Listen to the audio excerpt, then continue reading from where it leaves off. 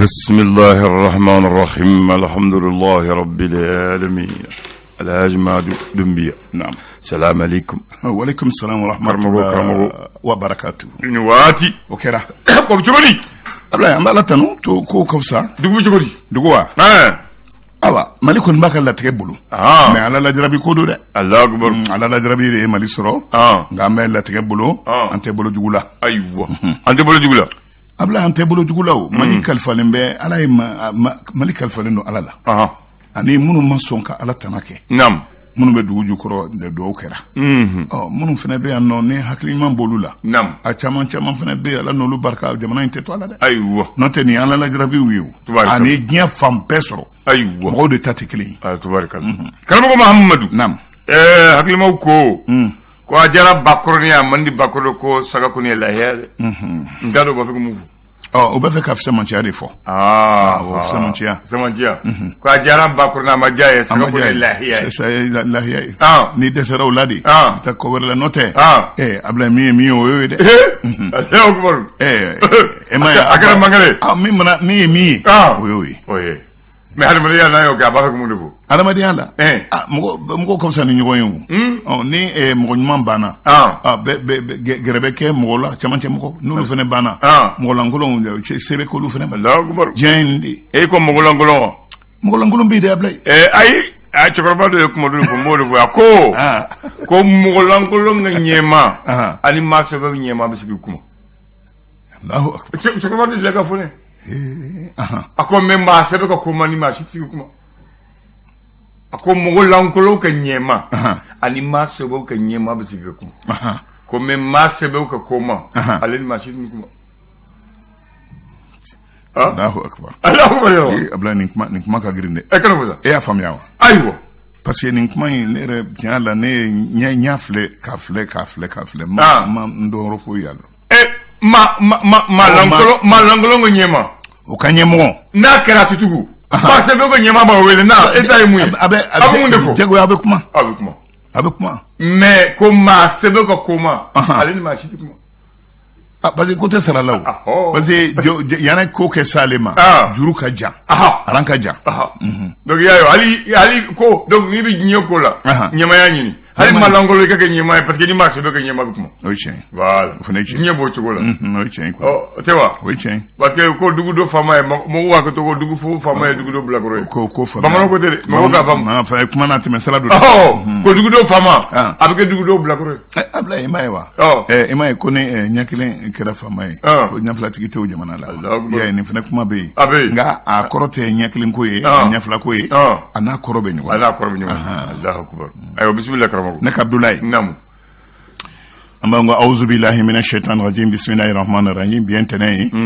je kalo tile 19 san 2021 Abdoulaye an sira hɛrɛ la ala k'an tile hɛrɛ la gafew b'an bolo gafew bɛ yen l'indicateur de renouveau bisimodana a ye mun fɔ a kumana a ko point A marka la ko munna donsow ye kunu sira bɛɛ tigɛ mɔgɔw la ko tɛmɛ tɛ kɛ donc o kɛra ɲɛma ye min ye bamanciya baaraw ye an ka armée ko a ye maa caman minnu n'olu ye tiɲɛnikɛlaw ye a ye olu tigɛ ta ka bɛɛ lajɛlen tigɛ tulo min ka da kɔ cɛrɛ min ye lakanabaliya an ka jamana kɔnɔ kari 30 bamanciw de filɛ nin ye Jema ani Bamako cɛ k'olu lajɔ ka mɔgɔw lajigi ka u bɛɛ furu disi kan Mamori daminɛlen ni faamaw bɛ Ablaye ne kuma yɛrɛ kari 30 ko bɛ mɔmɔ ko waati bɛ sɔrɔ faama ma ta a y'a to ala ma min ye seliba in ye cɛba min bɛ an ka jamana kuntigiya la nin waati in na ko a ye funisiriya baara dɔ ta ka ɲɛsin maaw ma minnu ne olu ye u sigiyɔrɔ bila ka na u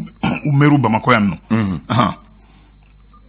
section min bɛ Asima Togola Segu ko ni ala ma jan kɛ ko an na dakolonci ka filenkolonci bɛɛ n'i yɛrɛ ɲini centre d'instruction min bɛ Boubacar Sissoco la Kulukɔrɔ ko terroriste ye mugu ni kisɛ ci kɛ o fana la tuguni emiya la ne olu ye finitigiw ye ne mugu ni kisɛ cira o la abila anw minnu ye ɲɛntancininw ye anw ta na k'a yɔrɔ jumɛn ye min ye jamana kɔnɔ wulikajɔ hakɛw ɲinini na synergie min bɛ éducation tɔgɔ la n'o ye kulu ye ko k'u bɛ denmisɛnw ka ɲɔgɔn dan u ye ɲɔgɔn danni minnu kɛ nɔti n'a ɲɔgɔnnaw ani kɛrɛnkɛrɛn la examen minnu kan ka kɛ n'o ye ɲɔgɔn dan ye san laban na ko u na o lagosi ɲɛ u ka hakɛ ɲinitɔ y'a ye la ye nin ye dɛ indicateur de ye nin fɔ d'abord l'indépendant kɛyɛrɛ ne fana a kumana nin waati na gouvernement transition waati ko camancɛ fanga gɛlɛya dɔ b'a kɔnɔ ka da ka fanga bɔ min ye sini bɛ kɛnɛya ko ma anw fɛ yan n'o ɲɛmɔgɔya bɛ Colonel Assimi Jiminatu Sangare bolo a ko bi Mali ma sɔn ka ko dɔ ɲɛsigi ka kɔn dɔn dɔ ɲɛ a ko vaccin anti-covid min bɛ covid kɛlɛ wa ko antanya bɛ anw fɛ yan ka bini juillet kalo tile 11 Mali yɛrɛ ma bɛ to Mali yɛrɛ tɛ sɔnna a ma wo ne ko ma jagoya i kan cogo dɔ la Mali t'a a ko fɛ Ablaye maa minnu bɛ ne o ye an ka farafinaka kɛɲɛtɔnba a ka cidenw ye a ko olu nana an fɛ yan ka na filɛli kɛ ka falenfalenni kɛ ka kumaɲɔgɔnya kɛ bɔra ni min ye u ye fɛn ye wa u ye fɛn ye yɔrɔ Mali yɛrɛ tun y'a ɲini olu fɛ aw ye min ye o kama a y'a kɛ cogo bɛɛ lajɛlen na u kɛlen ka anw sen bɔ ɲɔgɔn ye kɛnɛ fɛn kan ka sigi Union Africaine tɔgɔ la walima CEDEAO tɔgɔ la k'a ka an bali o la u ye garan min don sen na garan min don an sen na a ye garan a y'a foni a y'a foni ninnu ka taama min kɛra juillet kalo tile 14 ka taa tile 17 la a ko o ma to cogo si la Union Africaine a k'a fɔ ko Mali dulonni k'a ye a ko bolo halisa dulonni tora u filɛli fɔlɔ nka halisa o y'a ko kan ka d'a kan minnu ni kɔrɔma minnu bɛ an ka jamana kɔnɔ ni gɛlɛya b'olu kan a fɔra k'olu fana kɛ wuli o fana o gɛlɛya in kɛ wuli ka b'olu kan gɛlɛya in kana kɛ fangelema ye Ablaye nin waati na min ye lakanabaliya ye ani katigɛlɛya kow la an ka jamana kɔnɔ secrétaire général min bɛ jɛnsɛnɛ tɔnba tɔgɔ la a ko MINUSMA a bɛ fɛ ka a kɛlɛkɛcɛw dɔ fara a kan a bɛ fɛ ka taa n'a ye maa ba 17 ani 278 na Ablaye nin waati na maa minnu n'o ye terroriste ye u bɛ minnu salo la an ka jamana kɔnɔ dɛ entreprise Covec ninnu ani ATTM Kuala Murja olu minnu nalen bɛ jamana yɛrɛ tɛ bilabilali ɲɔgɔn ma ka siraw dilan bamanciw ninnu ɲarɔkina ka kɛ olu kan dɛ u ka minɛnw bɛ cɛn ka taa n'u yɛrɛ ka taa n'u sen fila ye maa 5 minnu n'olu y'a baarakɛlaw ye u y'olu ɲun tɛ hali sini mɔgɔ tɛ taa Chinois 2 ani Malien 2 ko Chinois 3 ani Malien 2 ko Mauritanien 2 ani minɛn caman olu tiɲɛna Ablaye ne fana kelen ka kuma la a ko armée ye muguni kisɛ ci min kɛ kɔsan na Kucala mara la terroriste cɛ 7 olu tɛgɛ taara k'u bolo bɔ baara la pewu an'u ka mɔrifaw fo ka taa se minɛn caman terroriste ka tiɲɛni min n'a kɛra Sianso filɛ nin ye ko maa 3 tora la dɔnɲɛ kelen yɛrɛ b'a la ni muguni kisɛ ci min kɛra a kɛra Sianso a kɛra Sibiri ka dugu jɛ kari la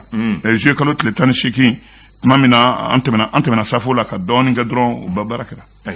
min ye jiko ye sirakɔrɔ dunfin sigida maaw u ko SOMAGEP kabini an b'an tɔn la a kɛ wuli k'i jɔ dɛ n'o tɛ Ablaye ne o ma kɛ olu totɔ a yɔrɔ nin ye wa gɛlɛya olu t'a dɔn a bɛ taa laban min yɛrɛ ma min ye mutuelle urbain ye PMI Mali directeur général kura ye n'o ye Fasiri Dumbuya ye k'a ye baara ta wa a ye baara ta i ka dɔn ani min ye o ye i yɛrɛ balimakɛ ye an balima don an balima don k'a ye baara ta wa a baara in a y'a ta kabini alamisa n'o bɛnna juillet kalo tile 15 ma min bɛ yen ni o tun ye kɔrɔma ye ɲɛmakɔrɔ in a n'o ye fanafɛrɛnin kɛ u ye foliw bila ɲɔgɔn ma ka laadaw latilen Fasiri yɛrɛ ka kuma la a ko PMI kan ka kɛ baarakɛminɛn de ye min bɛ Mali bɔ nɔgɔ la sɔgɔmada na an ye nin bɔ ne fana ka hakilinaw kɔnɔ. Ni ye jumɛn? Palabre. Le phare, il veut l'éclairer quoi? Il veut l'éclairer. Ko min ye lakana min ye jamanadenw ni an ni ɲɔgɔn cɛ. An ni ɲɔgɔn cɛ tilenninbaliya min b'an ni ɲɔgɔn cɛ fisamantiya min b'an ni ɲɔgɔn cɛ Biram Da Abeid ni Adala ale de o sigilen kɛ ko fisamantiya min bɛ maaw ni ɲɔgɔn cɛ o bɛ se ka ban cogo min na Ablaye nin tɛ duman ye an ka artiste kunda ko artiste u dusukasilen don nin waati na Bohiri ni o ye Côte d'Ivoire cɛba in ye n'a bɛ n'a bɛ komaɲɔgɔn kɛ u ka ma famille la Nandi Naje a bamuso o ko bana kunu bana kuntagalajan yɛrɛ fɛ Naje ne yɛrɛ ko min ne t'a fɛn in su la c'est la belle-mère c'est la mère de Boyri Boyriba Boyri ke Michel Boyri ke n'ale bɛ sinima la a woloba mun b'a woloba joué o de fatura Boyri tɛ kɔkurunin ye dɛ ayi o ye Gowu ye n y'a faamuya sa Boyri min bɛ bajɔyɔrɔ fa o de banna kɛ Allahu akbar mɔgɔ ba sara Ala ka hinɛ a la amina c'est l'aube d'Afrique Afrique Ablaye nin waati na gɛlɛya politique gɛlɛya b'an ka jamana kɔnɔ journal ma bɔ dɛ journal bɛrɛ ma bɔ a faamu na depuis an tɛ minnu dɔn dɛ i dɔ ka ban sa dɔ ka na o tɛ diya o de u ta ye politique gɛlɛya ministre ko a bɛ CNT maaw a bɛ u n'u hakili yira ɲɔgɔn na ka accord d'Alger k'a yira k'a fɔ ko u bɛ ɲɛfɔli kɛ u kan ko nka o k'u sɔrɔla u ma taama aw ni sara dɛ parce que dɔw bɛ a ye tiɲɛ f'u ye dɛ Ablaye u sɔrɔla u ma taama aw siga t'o la min ye saraw dakɛɲɛli ye Mali fonctionnaire ko u tɛ se ka sara sɔrɔ sara min ni a bɛ se ka damakɛɲɛ ni ko i bɛ Mali baarakɛlaw ka sara damakɛɲɛ i sɔrɔla fana i ma taama o fɛ ko fana ye tiɲɛ ye lumière kumana bikolo fa lumière y'a fɔ cogo min na Ablaye o de don dɛ ayiwa primature la baara min bɛ ka kɛ Choguel Kokala Mayiga bolo kɔko tɛ dɛ ɲɛko yɛrɛ de don Mali tunkarankew ka lahalaya filɛ nin ye Habib Sila ko nin ye maa ye min ni a ka baara a ma deli k'a kɛ Mali kɔ kan cogo si la a y'a bɛɛ lajɛlen kɛ Mali kanu le pouce kumana le vieux Cɛmɔgɔ Elaji Cɛmɔgɔ Traoré an b'a fo ale yɛrɛ ka hakilijagabɔ bɛ yan ko l'école-karamɔgɔw kɔngɔmalen bɛ kɛlɛ kama dɛ ko ka d'a kan syndicat min bɛ l'école-karamɔgɔw tɔgɔ la n'o ye signataire du 15 octobre ye 2016 a ko kɔngɔmalen bɛ ka l'école-sow datugu fo ka taa fɔ tuma min na ko kura bilara ko la ka d'a kan min ye article 39 ye ni u y'o kɛlɛ kɛ n'o o bɛ tali kɛ l'école-karamɔgɔw u ka bila minɛnw kɔnɔ ko yɛlɛma fɛn fɛn farankan fɛn fɛn mana kɛ ka ɲɛsin an ka jamana foroba baarakɛlaw ma ko ka kan ka kɛ o fɛnɛ tɔnɔ kan ka ye olu fɛnɛ ka an n'a sɔrɔ chefan kelen tɔnɔ fila voilà ko an n'a sɔrɔ article 39 an n'a sɔrɔ o hakɛ b'u bolo yɛlɛma fɛn fɛn mana kɛ n'o ye farankan ye u kun man kan tɛ ka kɛ kɔmɔgɔ ye o ko la k'u fɛnɛ kan ka wele o ko da la o farankan ye u kɛ o tɔnɔ sɔrɔ olu ka article 39 kɛ sugu mun ye a faamuna o de ye kuma ye Ablaye min ye forêt classée ye min filɛ nin ye fanzana ko ka yiri turu n'i ye yiri turu ko yiri turu a kɔrɔ n'i b'a kɔrɔ dɔn i b'i si bɛ kɛ yiri turu la le challenger kumana colonel major Daoud Ali Muhamedine ministre min ɲɛsinnen bɛ lakanako ma protection civile a ko bi bandiw binganikɛlaw ko bi olu de jatigɛ bɛ olu de yɔrɔ bi jatigɛ tɛ jamanadenw yɔrɔ a kumana dɛ Ablaye nin de kuma koloma yɔrɔ ye o bɛɛ la bandi bɛ carte tigɛ bandiw bɛ carte tigɛ ka janda ka mɔgɔw lajigin ka bɔ mobiliw kɔnɔ a fɔ a ka kuma ka ɲɛ ayiwa a kɔni ko tɛ dɛ a fɔ ka kuma ka ɲɛ an y'a mɛn ayiwa ka ministre k'i kɛ kuma ka ɲɛ Ablaye Foti fo ta tɛ kɛwale ko don a banna o tɛ wa o de don n'o kɛra a ka d'an ye voilà n'o kɛra kɔni a ka d'an ye karamɔgɔ Madu ayiwa an bɛ Bamakɔ bamaɲare ko Bamakɔ tun ma bɔ dɛ mais ko Bamakɔ ko bɛɛ tun bɛ yɔrɔ kelen yɔrɔ fitinin de la o ye mairie da ye ko Samari kɛ kɛlɛkɛw bɛ yɔrɔ min na monument yɔrɔ min na ko ɲɛnajɛ bɛɛ tun bɛ kɛ yɔrɔ la tubabu yɛrɛ bɛ tɛmɛ n'u bɔra Kulubabu tomo la fɔlɔ u bɛ taa église ba la u bɛ taa a bɛ fɔ cogo di dibida la u bɛ taa bada la u ni u dɔw yɔrɔ la u bɛ tɛmɛ poste bada la u bɛ taa fɔ babili kɔrɔnin na ka tɛmɛ Sotiba fɛ nka ni i taara Tilebi u bɛ taa Pangulu Lido sira la u bɛ taa aéroport la u n'a ɲɔgɔnnaw donc o yɔrɔ nin o de kama ko mɔgɔw y'a dilan pe ko tubabu fana u y'a daminɛ ka jate daminɛ ka taa Bamakɔ ka taa Malidugu yɔrɔ ko y'a ta o yɔrɔ de la jate bɛɛ bɛ daminɛ o yɔrɔ la si on dit que Ségou est à 230 km de Bamakɔ c'est à partir du rond-point de la mairie a sumani bɛ daminɛ o yɔrɔ masina de la voilà o yɔrɔ nin fana olu tun b'u ka ɲɛnajɛ 14 juillet ka ɲɛnajɛ kɛ o yɔrɔ la kosɛbɛ olu yɛrɛ daga u b'a fɔ tubabukin yɛrɛ b'u yɔrɔ ye a tɔgɔ tun yɛrɛ place André Maginot u y'a bɔra ka kɛ place de la liberté Modibo de y'o kɛ mais o yɔrɔnin fana aka sira woro de bo yoro la ni bina ta woro ko ni ta fo mbalene itse balen woro la circulation générale a sira la to ko wala ngatalen ibi bo yoro so a fo le dime Carrefour des jeunes ba fo Sudan Club kata mairie centrale la ba fo a fo ko di Zokoro ba fo ma kata militaire siège Korola kata fo Badjala Sirala hôtel Aveni Kaseketa hôtel Sudan Sine sira janyo Sudan Sine sira janyo ni ya selegenin ta ka nyesi mise l'éducation ma foyer de métis koro ibo do katame kata barmali fe kata place gondol la gondol koro hôtel mo croix secrétaire voilà gondol koro so ba fo place on vs ko sebe o so ni we Mamadou Konaté Allahu kuchandu hôtel bon ministère de l'éducation on va faut foyer de métis que nyesi premier siègement dispensaire de fonctionnaires koro o so même beta église ba katame église bala kata bedem bala kata jo square patrimoine mbala ça c'est l'avenir Modibo Keïta maintenant ni ata commissariat centralement on va faut moi premier arrondissement koni katana e premier mali ko filala katame poche badala kana teme ina beseter koro la folo ina la katame e bulomba la kata fo sotibala ça c'est l'arrivée Karamogo Diaby Allahu akbar maintenant ni ata chambre de commerce dala chambre de commerce de Selgenina kata trengar la no beteme trengar dala katame cercle koro la ani cercle koro ani cinéma koro no rexi o folo tout